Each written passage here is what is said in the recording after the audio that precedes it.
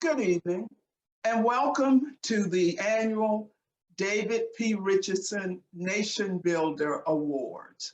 This is our 44th annual legislative conference and NBCSL's first ever virtual annual conference. I certainly hope you have enjoyed the week of events and activities that we have planned, that we offered you.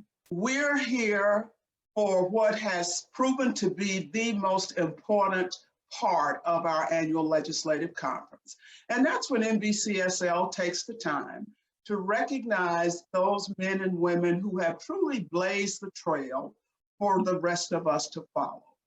The David P. Richardson Nation Builder Awards are offered annually to men and women who have made a positive difference in our community. Each of these individuals, in his or her own way, has made a very positive difference and impacted the lives of Black people in this country in ways that we can't imagine were it not for their work. So let's get started. Before we start, let me say just a bit about the man who these awards are named after.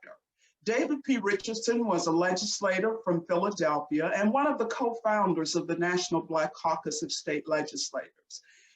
Representative Richardson had the reputation and was such a fierce warrior for his constituents and for Black folk around the country. David P. Richardson not only cared about Black people, though, he cared about poor people, struggling families. And in its infinite wisdom years ago, NBCSL decided to most important award after one of our founders, David P. Richardson. So without any further ado, let's get started with this year's awardees. The first awardee is Diane Nash. Ms. Diane Nash is a civil rights icon and strategist with the Student Nonviolent Coordinating Committee. People who were actually involved in SNCC recognize and have long stated that were it not for Diane Nash's strategy, her political mind, and just the organizing skills that she brought to the Student Nonviolent Coordinating Committee, SNCC would not have been as successful as it is. A part of what we think is important is recognizing unsung heroes. And while Diane Nash is not an unsung hero, her story is known to many. At NBCSL, we thought it particularly important that Ms. Nash's accomplishments and her achievements be brought to a national audience. There's a lot of people who are still out here struggling and on the battlefield, trying to make a difference. Please join me in recognizing Ms. Diane Nash and the many accomplishments that she made to the civil rights movement through her participation with the Student Nonviolent Coordinating Committee. And I think it's important for you to know that Ms. Nash is still doing the work.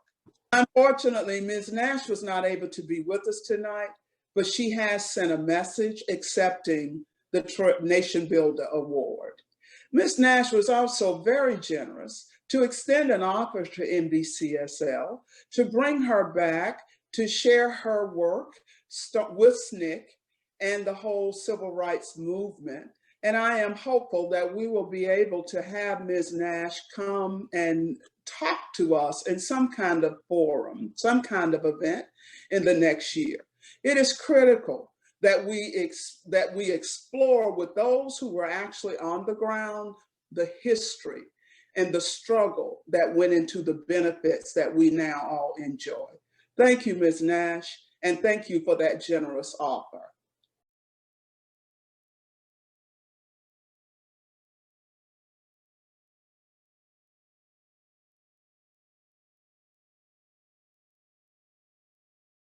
Our next honoree is the renowned civil rights attorney, Benjamin Crump.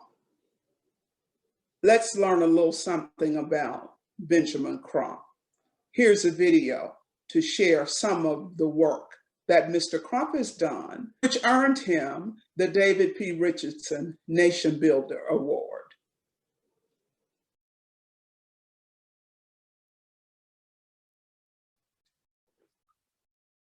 I'm Attorney Ben Crump, and I would like to thank the National Black Caucus of State Legislators for this David P. Richardson National Builder Award. I especially would like to thank President Gilda Cobb Hunter and your leaders of this august body. I will use this award as inspiration as I go into courtrooms all across America to fight the legalized genocide of colored people. As I think about America having to deal with the COVID-19 pandemic, but we in Black America not only having to deal with that pandemic, but also having to deal with the 1619 pandemic, which represents the year that enslaved Africans were brought to America. And from that year until this time, for 401 years, we have been dealing with systematic racism and oppression. And never have that been more prevalent than in 2020, where we saw Ahmaud Arbery, a young 26-year-old Black man, be lynched for jogging while Black in broad daylight on video in Brunswick, Georgia. And we saw our sister Breonna Taylor, who was executed in the sanctity of our own home by Louisville police who were executing unnecessary, unreasonable, and an unconstitutional no-knock warrant.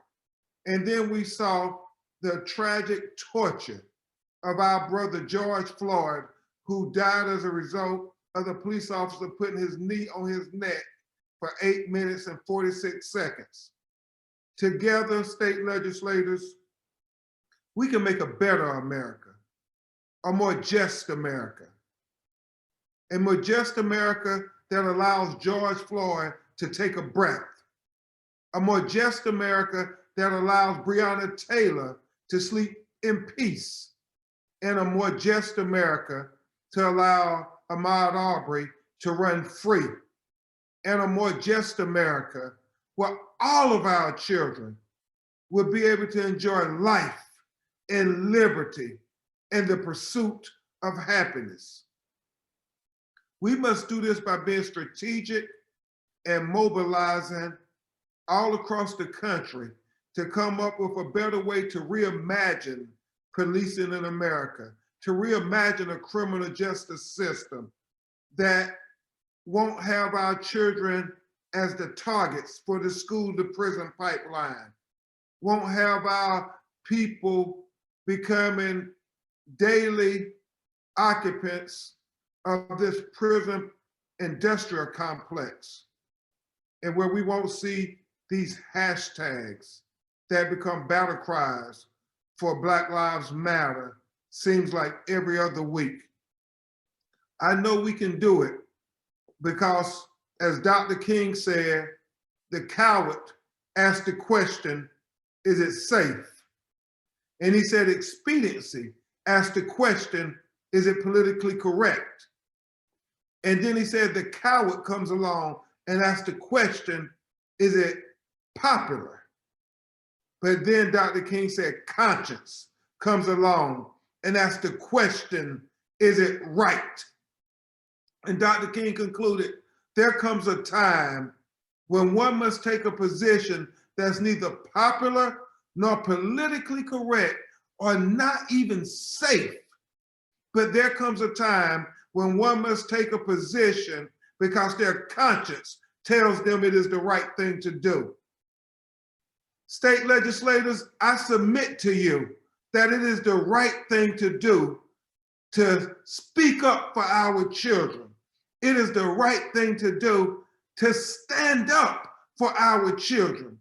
It is the right thing to do to fight for our children. Because if we don't fight for our children's future, we can't expect anybody else to fight for our children's future. So I thank you for this award, but more importantly, I thank you for your leadership in speaking up and standing up and fighting for our children's future in communities all across this nation. You make us a better America, a more just America. And I am so elated to receive a recognition that you thought I was worthy to be amongst you all in communities all across America, building a better nation. Thank you. God bless you.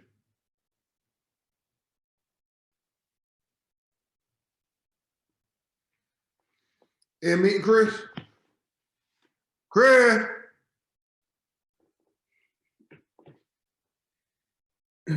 Our next recipient is Ms. Latasha Brown. Though new on the national scene, Ms. Brown is well known in her home state of Alabama and her adopted state of Georgia. One of the co-founders of Black Voters Matter, Ms. Brown has had an impact on our electoral process, as many of us are quite aware. We have introducing and sharing a bit about Ms. Brown, a video from Ms. Helen Butler. Greetings. From the cradle of the civil rights movement in Selma, Alabama, and at the intersection of social justice, political empowerment, human development, and cultural arts, I would like to introduce you to one of the top nation builders, Miss Latasha Brown. She is a catalyst for change, a thought leader, and social strategist. And her natural and global efforts are known to inspire and move people to action to build power and wealth for themselves and their communities. I've known her for her social justice work, her philanthropy, and her work to connect us culturally through song. And if you've ever seen that big black bus that called Black Voters Matter, then you will now. It is my honor to introduce this nation builder, Miss Latasha Brown.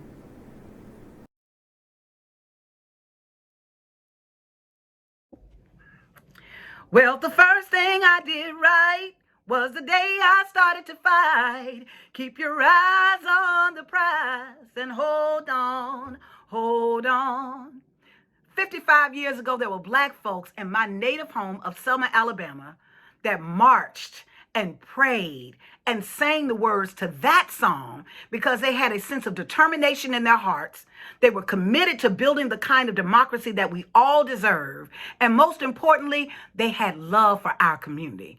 And that is what transformed not only the state of Alabama, but it transformed this nation and ultimately the world. You know, it is out of that legacy that we created our work with Black Voters Matter in 2016. That when Cliff Albright and I came together and decided that we wanted to create Black Voters Matter, it was in the spirit of how can we create an organization that centered the voices and the impact of black voters. That as we went out to talk to folks, it wasn't thinking of them as a number, right? It wasn't just thinking about them as their vote, because there are a whole bunch of folks that care about black votes but did not care about black voters.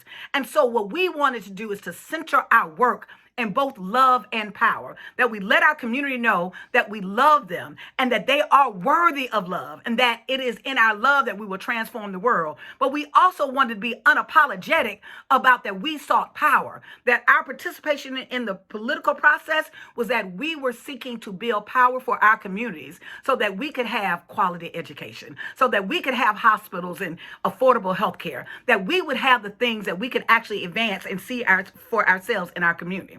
And so I just want to say to you all Thank you. Thank for the work that you do day in and day out in your districts and the work that you do on the ground. Most importantly, special thanks to the National Black Caucus of State Legislators. Thank you for giving me this award. I am so very, very honored to receive the David P. Richardson Nation Builder Award. That is precisely the work that we're doing with Black Voters Matter. Our goal is to help build a nation that is a nation rooted in compassion. That is a nation that literally puts its people over profit. That is a nation that literally, when we're talking about democracy, it is democracy that is free and fair access for all of us. So again, I think that this is a particular moment as I'm coming to you right now, sitting in my home in the great state of Georgia. You know, we find ourselves on the eve that I think that is poetic, that in a state that just 2 years ago was ground zero for voter suppression. We all saw it, right? And now this is a state that in many ways determines the political landscape for the next 4 years in this country. And so I'm glad to be a part of the work. I am glad and honored that I've worked with many of you, and I'm glad to be a part of a long legacy of Black folks who had a vision, had a belief in their heart that when other folks couldn't see, that we were able to see, that when other folks would literally lean into hate, that we literally responded with love, that literally that our vision has really gotten us where we are, and our vision will continue to take us forward. So thank you so much. Black Voters Matter. It gives me great pleasure to announce our final recipient for tonight's ceremony. Please join me in recognizing the Honorable Stacey Abrams, CEO of Fair Fight. All of us are eternally grateful to Stacey and the work that she and her team have done in the state of Georgia to ensure that Black and brown voters across the state are able to enjoy the franchise. Stacey has earned the gratitude and appreciation of millions of Americans for the work that she did to ensure that Georgia was able to turn blue in this past presidential election. Here to share a bit about Stacey and the work she's done in Georgia is my dear friend and colleague, the Honorable Representative Gloria Frazier, who served with Stacey during Stacey's time as Democratic leader in the Georgia House of Representatives. Please join me in welcoming Representative Frazier to introduce Stacey Abrams, the recipient of our Nation Builder Award. Representative Frazier. David P. Richardson Jr. Nation Builders Award is presented to those outstanding individuals who have distinguished themselves through lifelong service. The National Black Caucus of State Legislators have recognized the achievements of individuals on the national and state level for over 20 years.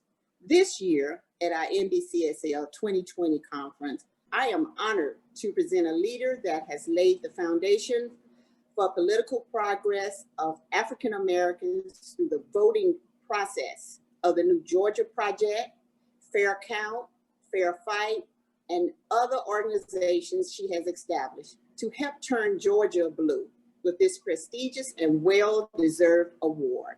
She was my leader in the Georgia General Assembly for 8 years, and I served as her chief deputy whip. We were able to pick up 16 seats under her leadership in the Georgia House of Representatives, and I was so honored to serve with her. It is my honor to present the David P. Richardson Jr. Nation Builders Award to my colleague, my friend, Leader Stacey Abrams of the great blue state of Georgia.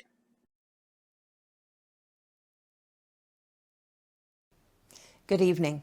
I want to thank the National Black Caucus of State Legislatures for honoring me with this year's Nation Builder Award. This moment of transformative change would not have been possible without the grassroots leaders and organizers working to expand the electorate and engage communities of color early and often. 10 years ago, I became the Georgia House Minority Leader at a moment of crisis in healthcare, in justice, and in our economy. Hundreds of thousands of Black Georgians did not feel welcome as participants in our elections. Generations had faced systemic inequality and the daily grind of seeking higher wages, health insurance, and a criminal justice system not driven by mass incarceration. They'd become used to being ignored, silenced, and denied access to our democracy. Demographic changes had put Black voters in a new position of opportunity, but only if they registered to vote and leveraged that power at the ballot box. As minority leader, I led a caucus of thoughtful legislators who reached beyond their districts to engage voters and promote the power of the vote. In 2014, I launched the Noon Georgia Project, which has registered hundreds of thousands of voters over the past 6 years. My run for governor in 2018 included the nation's first full-time voter protection director in a state party, and we began to expand the use of vote-by-mail options across the state. When I did not become governor, I turned my attention to fighting to protect the right to vote by founding Fair Fight. And we have worked in Georgia and around the country, often with the legislators assembled here. We've worked to engage in the critical work necessary to ensure voters can cast their ballots and have those ballots counted. Fair Count, an organization I created to ensure an accurate count in the 2020 census, collaborated with dozens of state legislative leaders to secure a census that sees us and serves us. I have been privileged to serve as a leader and a founder, but I'm only one part of the tapestry of organizing and engagement delivered by Black community leaders, organizers, volunteers, and grassroots folks in Georgia and across the country. Leaders like Insay Ufot, who now runs the New Georgia Project, or Janine Abrams McClain of Fair Count, civil rights stalwarts like Helen Butler, and Black immigrant leaders like Opal Tomietti. The pursuit of justice, of inclusion, of victory will continue to be long and arduous. But the permanence of our democracy demands that we lay claim to our ability to enact the policies to serve the needs of working families in our nation. There is no doubt or debate the Black men and women on the front lines of this fight have toiled for years to push back against the original sins of discrimination and disenfranchisement. But in Michigan, in Wisconsin, in Pennsylvania, in Nevada, and yes, in Georgia, Black voters demanded a fair fight and a free election. But our work is not done. Black Americans are suffering disproportionately from the healthcare catastrophe of COVID-19 and from the inaction that will not salvage this pandemic economy. Racial justice remains a demand of profound proportions, and we know that elections determine who will speak for us. As state legislatures return to work in January, our obligation must be to work ever towards the progress of access to healthcare, access to jobs, and access to justice. We must be ready to defend our values at the state level by building up and investing in politics and policies that serve all. The National Black Caucus of State Legislatures reflects the community's cries for a response that does more than meet the basics of governance. We look to you to bridge a schism that has been exacerbated by a devastating public health and economic crises and by racial injustice. Recovery must be met by preparation for the upcoming redistricting year, where gerrymandering machinations will follow a troubling census undercount, particularly in communities of color where the revenue and resources allocated using this data are needed most. As lawmakers for your respective states, the battles over redistricting, affordable health care, justice reform, voting rights, and more will fall into your hands. With over 700 members and representing over 50 million Americans nationwide, I encourage everyone in the NBCSL to once again answer the call of service and join the fight for justice. Our resilience and our empathy are our superpowers. And when we wield these powers, we can dismantle barriers and build the capacity for more. Georgia proves that nothing is impossible. So let's get to work and let's get it done. Thank you. Our final award is the Legislator of the Year Award. This award is given annually to a legislator who has demonstrated a commitment to the National Black Caucus of State Legislators. I am thrilled this year to announce that the Honorable Representative Vivian Flowers from the great state of Arkansas is NBCSL's Legislator of the Year.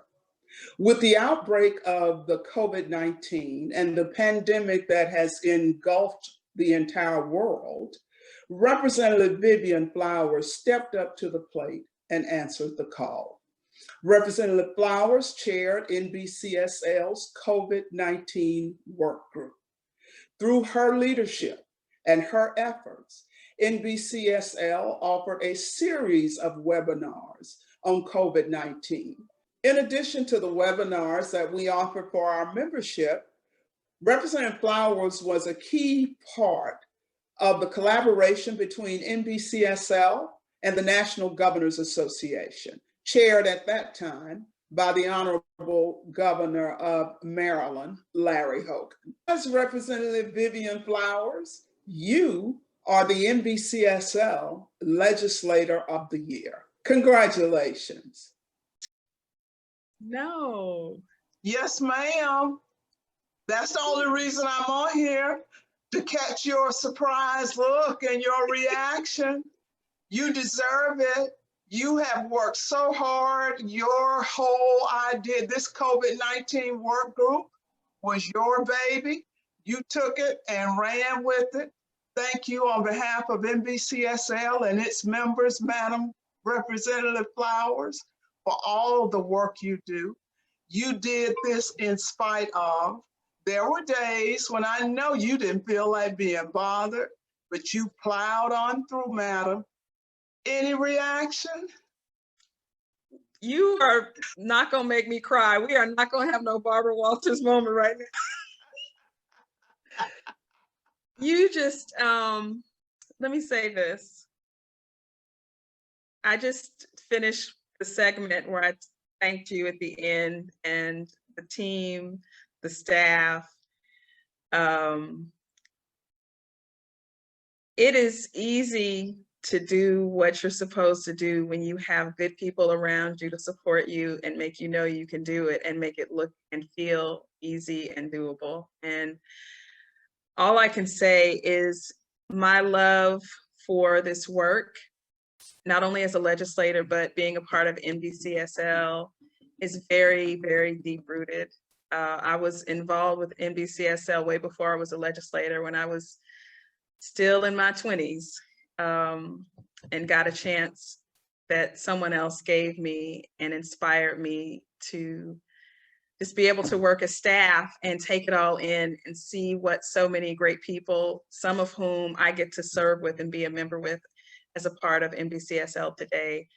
So all I can say is thank you. It has been, I don't know if I can say this, but I'm gonna say it. It has been a hell of a year for so many, including myself personally, professionally, and we are still here by the grace of God. And so that's why I'm still here, not only in life, but in service. And I'm so grateful that I get to do it with all of you. Oh, thank you so much. And listen, Wow. You earned this. You deserve it and you earned it. You know me, and you know I don't just give stuff to people just to be giving it to them. You have been the shining light in all of this COVID-19 conversation work group. I am so hopeful that this will continue in the next administration. And I know whether it continues formally or informally, that you will be right there. And just know that I will be right there with you. I was reelected, so I will be back. I won't be pressing it, but I'm not going anywhere. And I like your comment about the staff. I think people who were staff make better legislators. You have a different perspective on how things get done. I'll just leave it at that. So again, thank you so much. I can't think of a person who deserved it more. 2020 has been a hell of a year for all of us. And you were our light at the end of the tunnel in spite of, and it was not the light of an oncoming train. So thank you and congratulations, Madam Legislator of the Year. Thank you so much. Thank you.